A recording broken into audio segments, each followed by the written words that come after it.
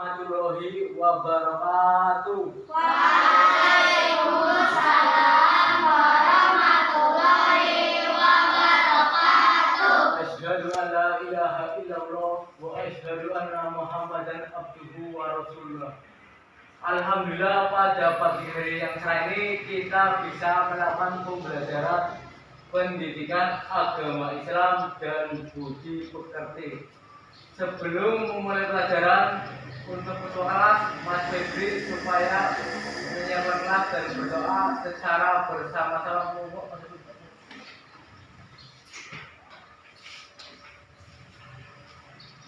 Memberi salam. Assalamualaikum warahmatullahi wabarakatuh. Siap, Bro. Berdoa mulai. Bismillahirrahmanirrahim.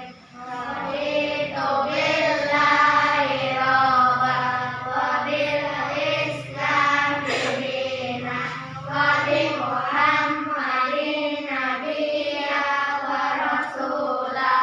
Rabbi zidni ilma warzuqni fahman. Amin.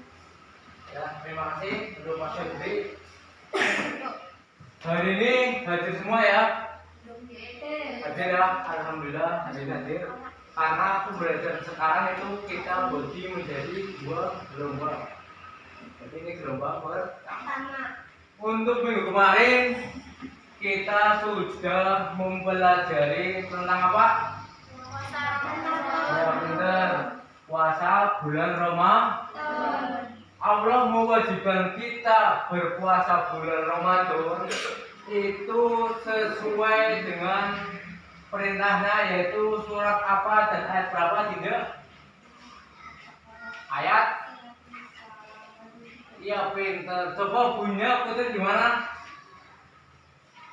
Ya ayyuhalladzina amanu kutiba alaikum siyam kama kutiba alal ladzina min qablikum la'allakum tattaqun. Ya bagus, luar biasa ini. Jadi untuk kemarin kita membahas tentang bulan Ramadan. Untuk pertemuan minggu ini kita akan membahas tentang kisah keteladanan Nabi Daud alaihi salam. Ada yang tahu Nabi Daud siapa? Ya. Yuk kita simak dan kita pelajari bersama-sama. Tujuan pembelajaran pada pagi hari ini adalah yang pertama, meyakini kebenaran kisah Nabi Daud alaihi salam.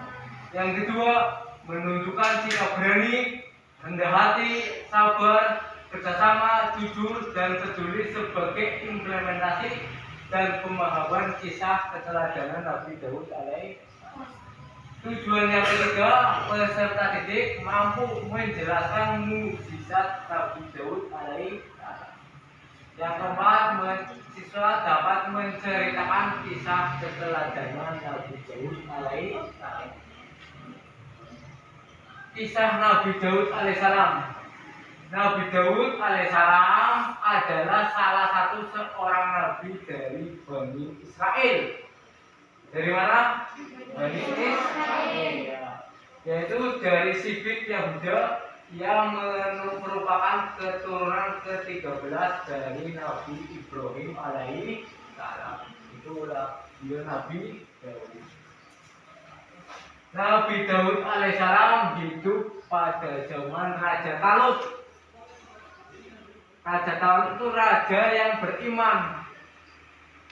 Dan pada zaman Raja Jalut, raja itu raja kejam, raja yang kafir. Ketika itu terjadi peperangan antara tentara Talut dan tentara Jalut. Tentara Talut dapat mengalahkan Jalut serta bala tentaranya dengan izin Allah Subhanahu wa taala, dan Nabi Daud alaihissalam adalah salah seorang bala tentara Raja Talut yang dapat membunuh Raja Jalut. Jadi Raja Talut itu raja yang beriman. Kalau Raja Jalut itu raja yang kafir dan kejam. Raja Jalut itu tubuhnya besar kayak raksasa. Jadi raksasa itu sudah ada dari zaman dahulu. Sebelum lanjut coba. Nah, selanjutnya yuk kita simak video pembelajaran berikut ini. Coba aku lihat videonya dulu ya, tarik.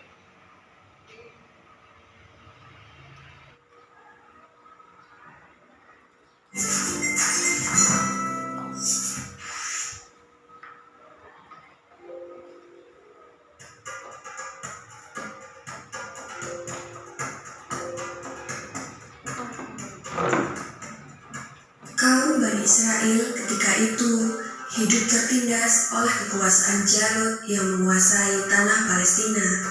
Jalut adalah seorang penguasa kejam dan bertubuh sangat besar seperti raksasa.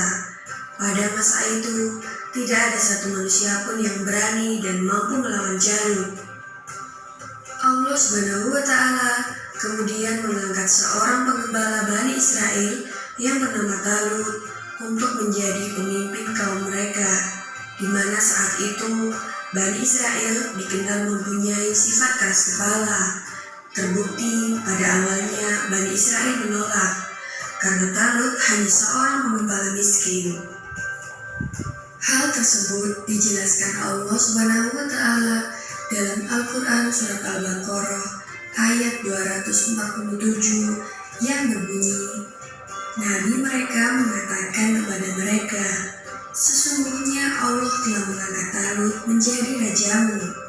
Mereka menjawab, bagaimana Talut memerintah kami, padahal kami lebih berhak mengendalikan pemerintahan daripadanya, sedang dia saja tidak diberi kekayaan yang cukup banyak.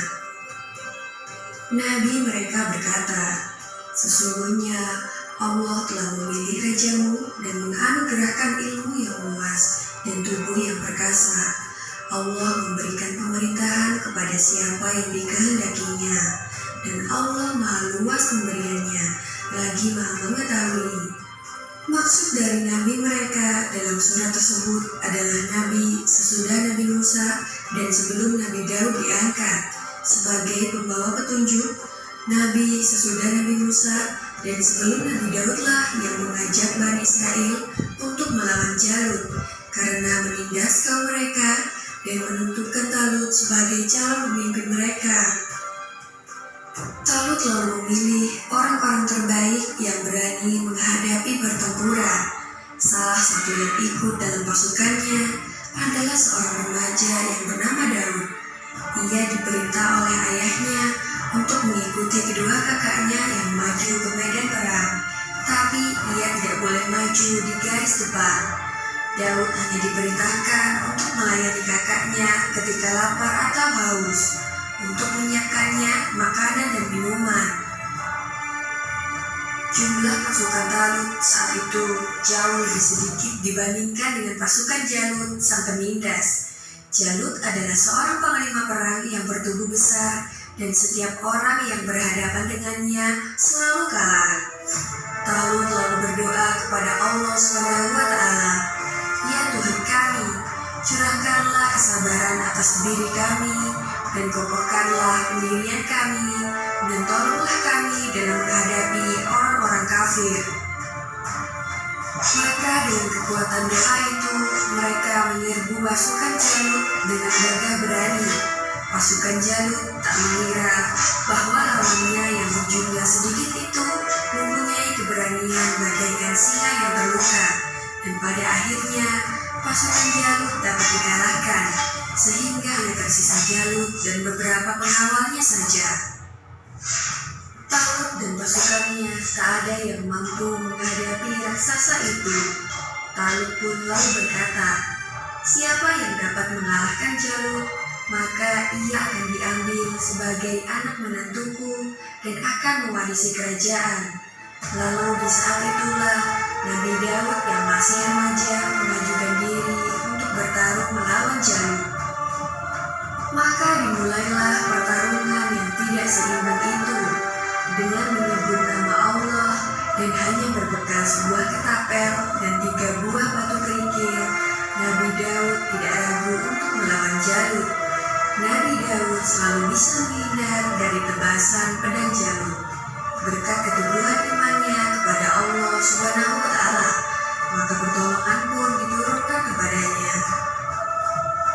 Kemudian Nabi Daud melemparkan batu ke udara menggunakan ketapelnya. Dengan izin Allah Subhanahu wa Ta'ala, angin menjadi sahabat Nabi Daud dan membuat batu meluncur dengan cepat. Batu itu kemudian jatuh tepat di dahi Jalut yang membuatnya jatuh dan meninggal. Talut pun menepati janjinya dan akan menikahkan putrinya serta memberikan separuh kepemimpinan kerajaan Bani Israel. Hingga usia Nabi Daud mencapai 40 tahun, Talut meninggal dunia dan Nabi Daud pun menggantikan posisi Talut menjadi Raja Bani Israel. Tak hanya itu, Allah pun mengangkat Nabi Daud alaihissalam sebagai Nabi dan Rasul, serta diturunkan kepadanya kitab suci Zabur. Demikianlah kisah Nabi Daud alaihissalam melawan raksasa Jalut dan berhasil mengalahkannya. Semoga kisah ini dapat mempertebal iman kita dan semakin percaya terhadap kebesaran dan kuasa Allah Subhanahu wa Ta'ala. Amin ya rabbal alamin.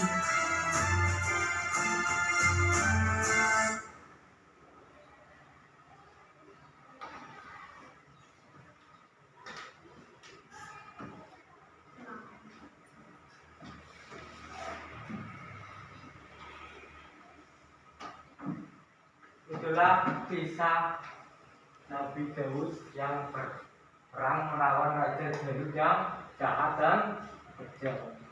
Inilah pelajaran untuk sifat-sifat terpuji yang dimiliki Nabi Daud adalah yang pertama, taat kepada Allah Subhanahu wa Ta'ala. Yang kedua, berani. Nabi Daud itu berani melawan Raja Jalut yang tubuhnya sangat besar.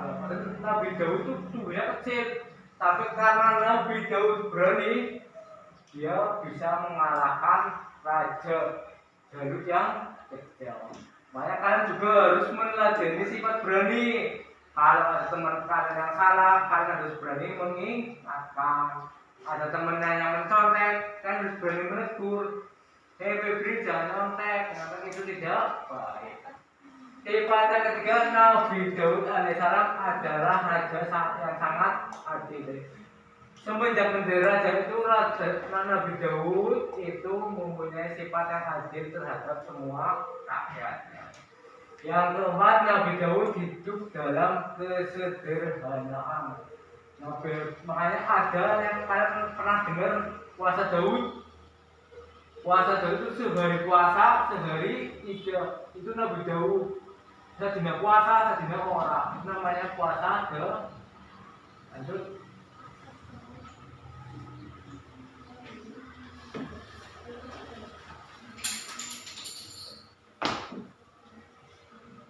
Nah, berikutnya mukjizat Nabi Daud alaihissalam. Yang pertama, beliau dapat menggunakan besi. Jadi besi apapun yang disentuh oleh Nabi Daud itu akan kayak kain gini. Jadi kayak kain. Makanya beliau bisa membuat baju perang yang dari besi. Tidak seperti yang kalian bayangkan. Pakai besi nanti kaku kok di bawah angin enggak. Besi logam kalau disentuh Nabi Daud itu berubah jadi kayak gini. Jadi lemas. Itu salah satu mukjizat Nabi Daud alaihissalam. Yang kedua, dapat memerintahkan gunung dan burung-burung untuk bertasbih. Karena Nabi Daud mempunyai suara yang sangat indah. Tidak seperti suara kalian ya. Suara Nabi Daud itu indah sekali. Makanya kalau Nabi Daud membaca kitab Zabur, itu semua gunung-gunung, tumbuhan, binatang itu ikut bertasbih, ikut mendengarkan. Karena saking apiknya suaranya Nabi Daud. Yang ketiga, dikaruniai suara merdu dan dapat menyerap pengetahuan dengan cepat. Nabi Daud itu kalau dikasih ilmu itu cepat. Itu adalah beberapa mukjizat Nabi Daud. Berikutnya, lembar kerja peserta hidup. Pak Guru mau membagikan ini lembar kerja nanti kalian coba ini kalian kerjakan secara berkelompok. Nanti jawabannya langsung ditulis di sini.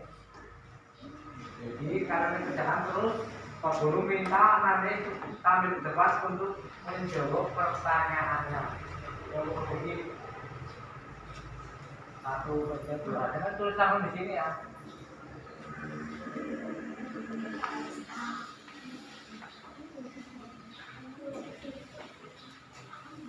Tulisan di sini terpaksa jawabannya.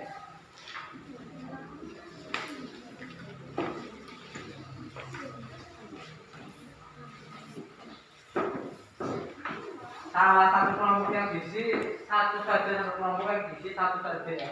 Berarti semua. Satu saja yang diisi satu saja. Yang diisi satu kelompok satu saja. Gak apa-apa. Sudah, Pak Guru kasih waktu 10 menit untuk mengerjakannya. Coba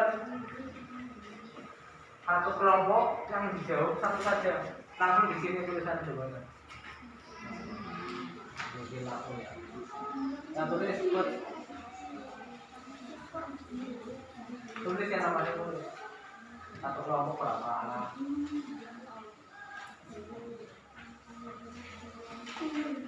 Ada yang masih bingung? Jauh terus, jauhkan tulis sini. Jawabannya. Jawabannya ini kan tadi. Nah ini tulis di, iya tulis di sini.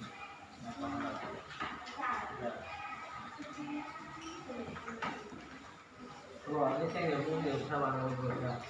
Ini ditulis di ini ya. Di sini jawabannya. Iya. Ya, Pak Guru kasih waktu 10 menit sampai jawaban ini 10-an.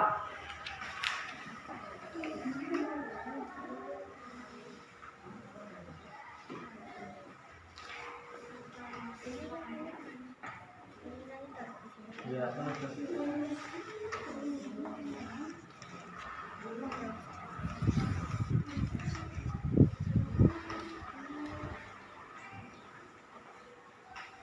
saya melihat sini Bu. Nih, ternyata sini itu masih tetap untuk melihat.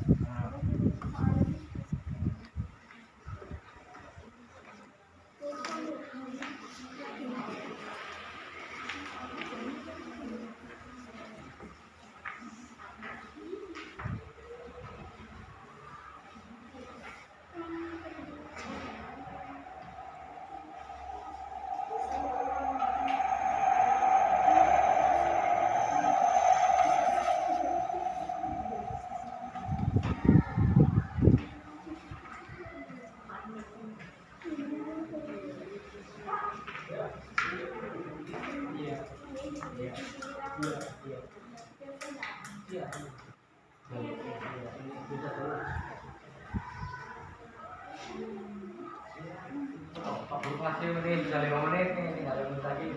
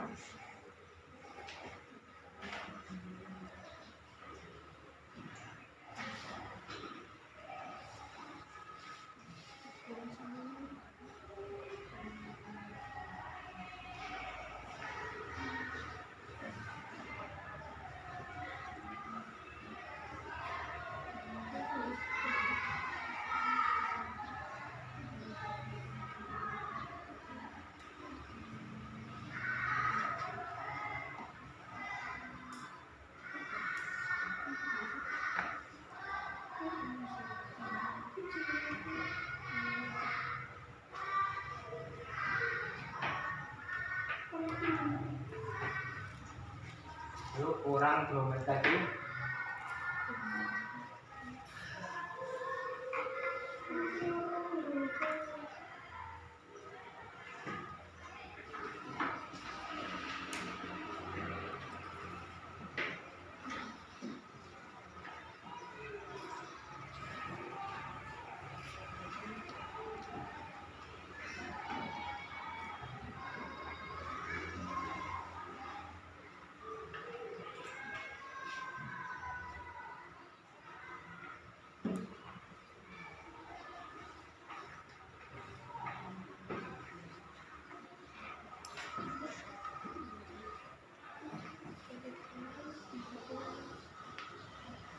Ayo Pak Guru, waktu sudah habis. Bisa 10 menit berlalu. Sekarang Pak Guru minta salah satu dari kalian untuk menyimpulkan tentang kisah Nabi Daud. Untuk Ananda Putri, maju ini Put. Ya. Baca jawabannya.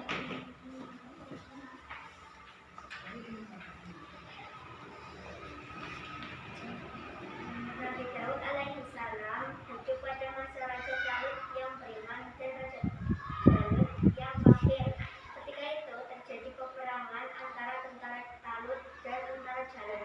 Tentara Talut dapat mengalahkan Jalut serta bala tentaranya dengan izin Allah Subhanahu wa Ta'ala, dan Nabi Daud alaihissalam adalah salah seorang bala tentara Talut yang dapat membunuh Raja Jalut.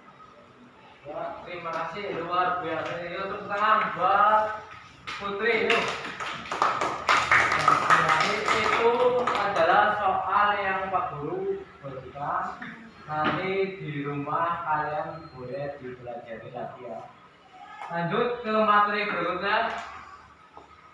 Kesimpulan, Nabi Daud alaihissalam itu hidup pada zaman Talut yang beriman dan Raja Jalut yang kafir. Nabi Daud walaupun badannya kecil ya, tapi beliau memiliki sifat yang berani, sifat pantang menyerah. Nabi Daud terus hidupnya juga sederhana, tidak berpakaian mewah ya. Nabi Daud juga sering melakukan puasa, 1 hari puasa, 1 hari tidak puasa. Berikutnya Pak Guru akan membagikan lembar evaluasi pelajaran. Jadi ini karena diisi nanti dikumpulkan lagi. Ini soalnya ada 5, ini kan ada yang ABC, ada yang isian. Nanti kalian jangan lupa ini dikasih nama, terus ini jawaban sini. Paham? Jawabannya. Pak Guru kasih waktu 5 menit, orang suwe-suwe.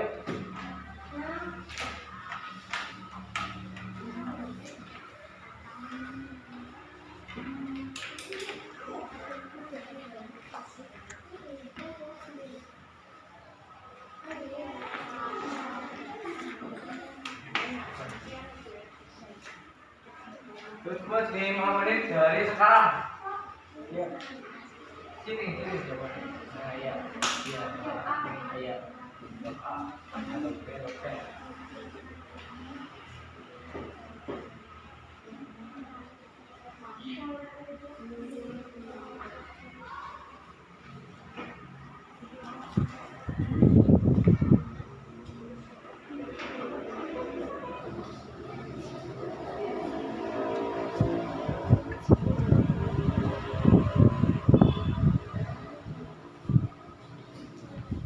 Sebenarnya apa ABC?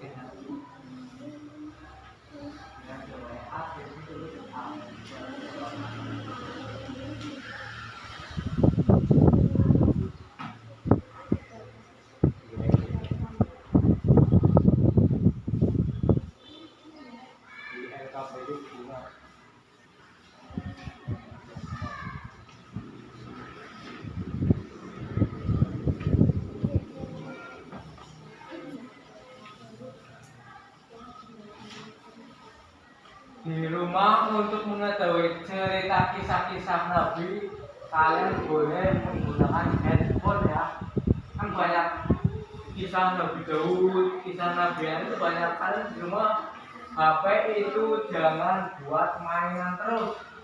Bisa untuk pembelajaran, contohnya melihat kisah Nabi Daud ya itu banyak. Hingga 3 menit lagi.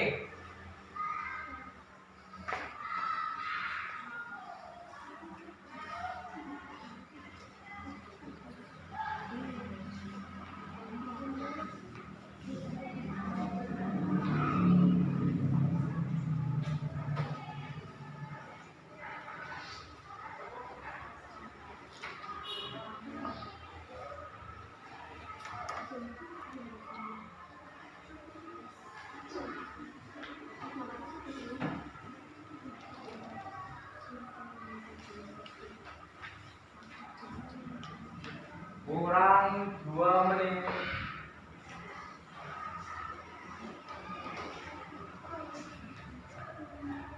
Bisa 20 enggak apa-apa.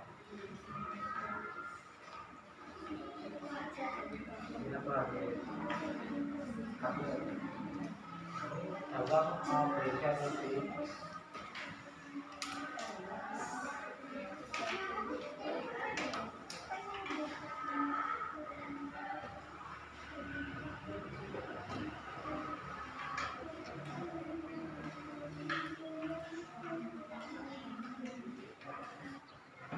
Terus 1 menit lagi, mau kumpulin. Udah ya ini, ya.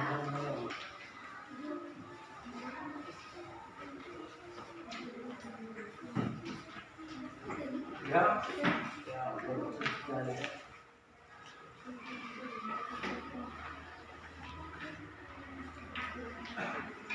Ya, baik.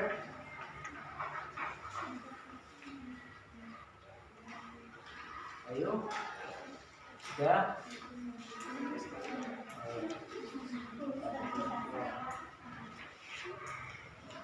Ya, ini buat waktu sudah habis.